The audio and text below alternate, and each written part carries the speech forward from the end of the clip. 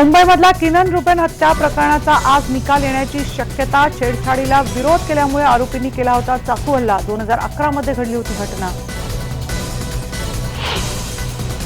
अंबरनाथमध्ये काँग्रेसच्या नगरसेवकाचा एकावर हल्ला। गुंडगिरी विरोधात तक्रार केल्यानं नागरिकाला जीवे मारण्याचा केला प्रयत्न।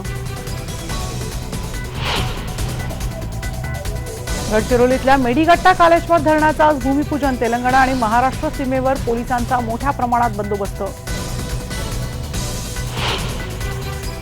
मराठवाड्यात एक थेंब पाण्यासाठी नागरिकांची भटकंती। अजिंठा खोऱ्यातल्या वाघूर नदी आटल्यानं डोंगर माथ्यावरील नागरिक पाण्यासाठी त्रासले।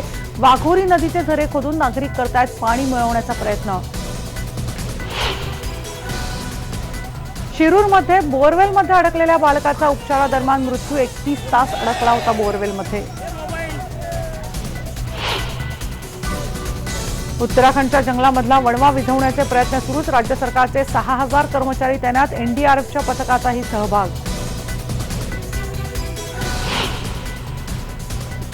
आणि अभिनेत्री प्रियांका चोप्रानं घेतली बराक ओबामांची भेट। पत्नी मिशेल आणि त्यांच्या मुलींशीही साधला संवाद।